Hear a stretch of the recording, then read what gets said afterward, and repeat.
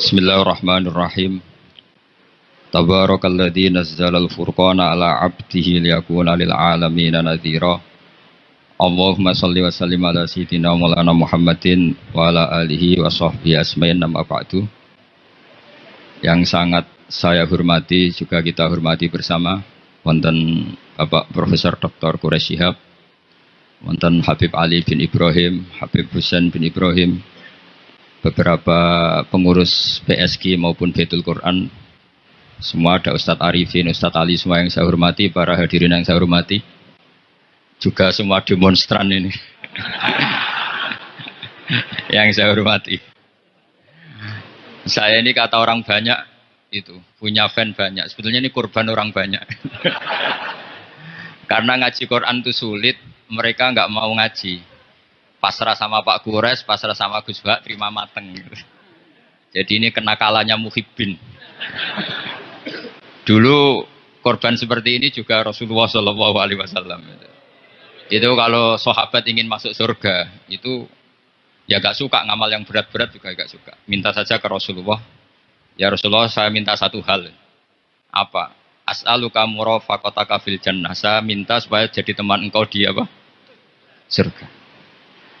Tapi yang jelas Nabi tidak jawab secara gratisan. Nabi ngendikan fa'inni ala nafsika fi kasratis sujud. Kamu membantu saya, kamu harus memperbanyak apa? Sujud.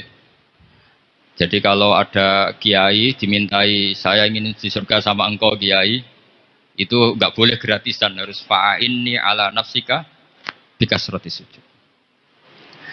Tapi saya ini punya ajaran yang sebetulnya agak sesat tapi masuk akal. Ini saya mohon karena saya memang punya bapak seneng guyon, punya Mbah Mun kiai saya juga seneng guyon. Karena beliau katanya gini, nak kiai ra guyon kok dianggap gak bahagia. Saake panitia dikira kurang sangu gitu katanya. Sehingga ajarannya beliau-beliau memang sementara orang Islam itu pokoknya guyon ketok bahagia dengan Islamnya, bahagia dengan Tuhannya, bahagia dengan nabinya. Qul bi fadlillah wa bi rahmati fa bidzalika falyafrah. Lah bahagia paling gampang presinya nggih guyon niku. Ngetokno di Alphard dadak repot. Ngetokno di dhuwit akeh dadak repot. Nak guyon nak murah nggih. Itu beberapa sahabat itu saking cintanya Nabi. Itu cara berpikir kayak teman saya. Teman saya itu sering nasihatin saya, "Gus, aja soleh nemen-nemen. Engko nak ning swarga mari bareng Mbah Mun sungkan," katanya. Jadi kalau terlalu soleh kan surganya sama guru-guru kita, kan tidak enak itu. Oh, kalian kalau di surga kan nggak kebayang, mesti polanya kayak apa gitu. Lama punya istri tidak cantik, di sana apa? Cantik. Nah, itu kalau jejer guru kan sungkan. Jadi makanya kata teman saya, soleh pas-pasan, Gus Ben swarga ini nggak sama siapa? Mbah Mun katanya, sungkan katanya. Nah ternyata pikiran itu juga ada di sahabat. Ya Rasulullah, saya puas-puaskan melihat engkau di surga. Kenapa? Saya tidak mesti masuk surga. Kalaupun di surga beda kelas dengan jenengan. Jadi para sahabat ya sadar, kalaupun di surga beda kelas dengan jenengan. Tapi pelajaran yang kita bisa terima adalah bahwa semuanya itu harus ada amal kita. Sehingga Nabi ngendikan fa'inni ala nafsika bikasrotis sujud. Maka tolonglah saya untuk mengabulkan permintaan kamu dengan memperbanyak apa? Sujud. Saya akhir-akhir ini sering kampanye tentang sujud. Caranya gimana? Ini sekaligus untuk anak-anak PSG utamanya karena yang mengkaji Quran. Kata ulama, mentahbib ya, menyenangkan orang kepada Allah itu butuh bayinah. Bayinah itu logika yang kebenarannya itu cara Jawa itu jelas welo-welo, sangat jelas. Namanya al-bayinah. Saya ulang lagi ya, namanya apa? Al-bayinah. Sehingga dengan logika itu orang yang kafir saja menjadi mukmin, yang fasik menjadi soleh, yang soleh bila ilmin menjadi soleh bil ilmi atau bil hujjah. Itu yang disebut Allah, lam yakunil ladzina kafaru min ahlil kitabi wal musyrikina munfakkina hatta ta'tiyahumul bayyinah. Siapa itu Rasulun minallah yatlu suhufam mutahharah. Jadi kemampuan argumentatif itu yang harus kita bela-belain. Saya di sini sangat terhormat karena saya bisa matur di depan Pak Kures. Saya dulu sering baca buku-buku beliau. Jadi saya nggak mungkin jadi pesaing beliau karena saya ini saya ngidolakan beliau. Jadi nggak mungkin jadi pesaing beliau. Tapi kalau mutammim ikut menyempurnakan keinginan besar-besar beliau mewujudkan Islamiyah wasatiyah, insya Allah diminta atau tidak diminta harus kita bantu. Harus apa? Nah, bayinahnya apa? Bayinahnya begini. Bayinah itu satu argumentasi yang jelas. Begini, ada seorang ekstremis itu. Singkat cerita mau ngebom tempat-tempat maksiat. Yang maksiat ini orang-orang Islam juga. Tapi saya tidak nuduh sampean, pokoknya orang-orang Islam juga. Terus ditanya sama orang yang Islam moderat. Andaikan mereka nanti mati dalam keadaan demikian, aina masiruhum, lalu mereka kemana? Ya ilanar, karena mati dalam keadaan maksiat. Terus ditanya sama yang moderat tadi, moderat soleh maksudnya, bukan moderat liberal, moderat soleh. Karena orang kadang salah paham, moderat itu pikirannya terus liberal, tidak moderat soleh. Terus kata si moderat tadi, akan adzalika muradan Nabi, apa umatnya masuk neraka itu yang diinginkan Nabi? Kaget si ekstremis tadi, kebetulan ini ekstremis yang masih mau mikir. Terus, itu enggak yang digedaki Nabi. Kalau gitu ya jangan, kita tunggu tobatnya, kita proses bersama supaya mereka mau tobat. Karena dukhuluhum annar itu tidak muradan Nabi, tidak yang digedaki Nabi Muhammad SAW. Nah, cerita seperti ini tentu ada padanannya. Padanan itu artinya kias ya, kias dalam hadis sahih. Saya yakin hadis itu sahih. Kalaupun itu dhaif itu yata'ayyadu bi fatwal ulama. Menjadi kuat karena banyak ulama yang fatwakan seperti itu.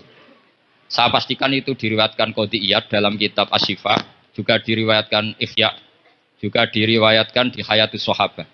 Di situ ada sekian sanad sing yuqawi ba'duhu ba'd.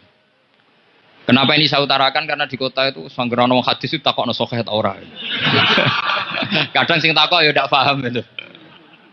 Wong maca kitab ra iso kok takok sahih ta ora. Yang ditanya juga aneh. Terus berusaha jawab. Padahal kadang ya tidak bisa juga. Jadi di hadis itu ada penjelasan begini. Ada seorang Arabi itu orang Bedui, orang yang kurang peradaban. Minta sesuatu pada Rasulullah SAW. Karena Nabi itu tidak orang kaya, Nabi tidak jutawan, tidak hartawan, dikasih. Mungkin kalau uang sekarang mungkin 50.000 atau berapa. Orang itu gerutu senggerutu-gerutunya. Nabi kok pelit gitu, kira-kira seperti itu. Akhirnya sahabat ini merasa tidak nyaman, ingin, karena ini Arab ya, ingin mengadili ini.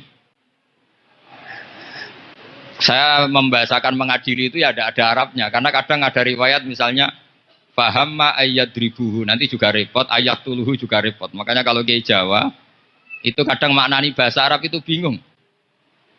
Dan memang baik bingung daripada enggak bingung. Karena kalau yang enggak bingung itu keliru pede. Misalnya jika istri kamu agak rewel, itu begini-begini.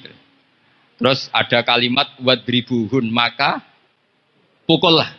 Itu kalau orang enggak bingung langsung diterjemah mukullah. Nanti dilaporkan Komnas HAM. Tapi kalau yang bingung itu akhirnya tatalluk, mencari-cari. Ternyata di semua tafsir disebut dorban ghairu mubarrihin, yang mukul tapi yang tidak menyakiti. Jadi kekeliruan itu pasti dimulai orang-orang yang enggak bingung.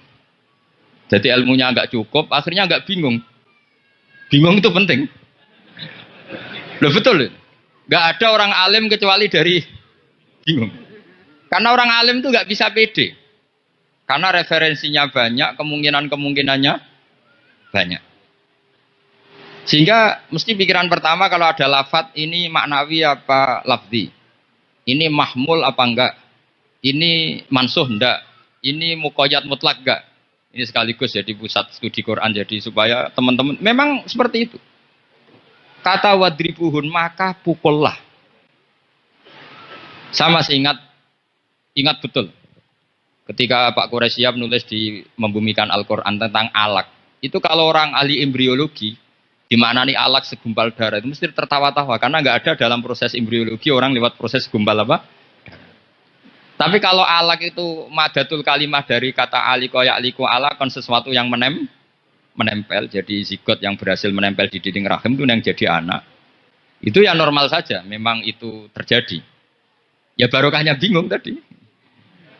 Atau alak dimaknani segumpal darah tapi min haitsul jinsiyah. Artinya haitsul jinsiyah itu sejenis ini. Jadi bukan di proses embriologinya tapi di jenisnya. Supaya orang tidak sombong diistilahkan min alak. Tapi maknanya min jinsil alak. Bukan alaknya tapi jenis alak.